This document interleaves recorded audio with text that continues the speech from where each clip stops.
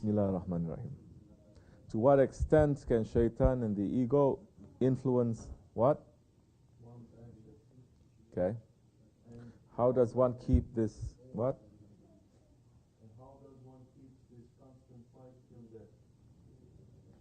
To what extent can your ego and shaitan influence your actions?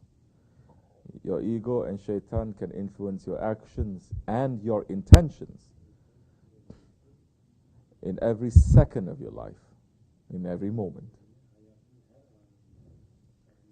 if you allow it. But the influence is always there. It is to not a large extent, it is to a full extent.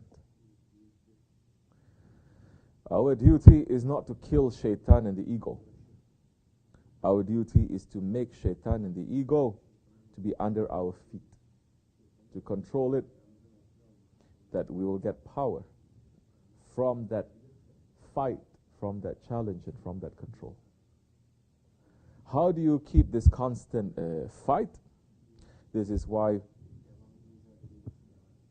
we are with the awliya Allah. This is why we're in tariqat. Understand? In Sufi orders. This being with our Shaykh, just as the Sahabi Kiram were with their Shaykh, the Holy Prophet ﷺ, and the Prophet showed, and they brought those teachings all the way now back to us to teach us how to keep this constant fight. So the ego and shaitan, this dunya and our nafs, they are like sicknesses that you have. These sicknesses, like say, they are cancer cells. May Allah not test us with it. They are like cancer in our bodies. They are like cancer in our bodies. And everyone has that potential, isn't it? I'm not a doctor, but mashallah, so many doctors around me. So you have those cancer cells dormant in your bodies. And now they can wake up and take over your body anytime. Anytime. And your duty now is to make sure that they are under control. And it is similar now to the ego and shaitan and your desires and this dunya. They are like cancer in our spiritual body. And our job is now, our duty is for the spirit to be able to control them. When the spirit controls them, the spirit doesn't become weaker, it becomes much stronger. When the spirit lets them to control, the spirit becomes weak now. Now, once we do that, once we are under the teachings and under the influence of a doctor, once we are taking the medicines from the doctor, once we are listening to the doctor to say, now you have to lead this kind of lifestyle, because this kind of lifestyle will help you to keep your cancer cells that are dormant to be dormant. Once you listen to a sheikh that is going to teach you the tools of your spirit and how your spirit has to fight against the ego and this dunya and your nafs and the desires and this world.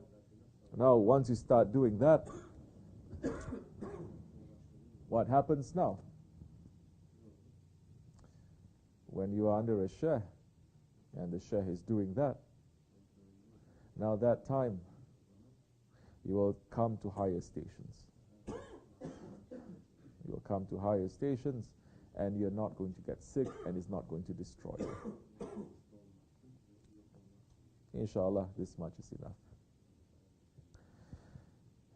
So, if you want to keep this constant fight,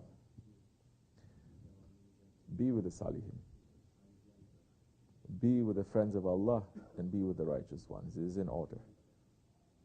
Be with the righteous ones. Learn from them. Obey them. Serve them. Because they are serving and obeying their Lord, Allah subhanahu wa ta'ala. We may know ourselves then when we are with them, and we will know our Lord. And this fight, it will not be the same from beginning to the end. Just as when the rocket is about to take off, you put so much fuel into the rocket. When it takes off, it explodes. There's so much power and energy that it takes for it just to lift off the ground. And it keeps pushing and pushing. But once it reaches to a certain stratosphere, then the pull of the gravity is not so strong anymore. And now it's able to just float. So in the beginning, it'll be very difficult, because you're fighting against the gravity, the pull of your ego. And you have to use a lot of energy for that. But once you started going to high stations, and higher stations is according to service as a servant, not higher stations sitting in our rooms and having illusions and delusions, thinking we are sitting with saints and we are talking to prophets and we are seeing angels. No, it is through fighting against your ego. Once you start fighting against your ego, and you're finding it now, you made progress against your ego, then it will get a little bit easier, a little bit easier, a little bit easier, but you'll be meeting other different kinds of challenges now.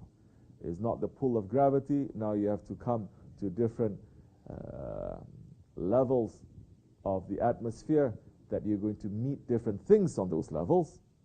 Now you have to have the challenge of those levels to move to a higher station, to become free. To become free. Because only the servants of Allah, they are free. Only by being a servant to Allah are you free. Assalamu alaikum wa rahmatullah. This much is enough.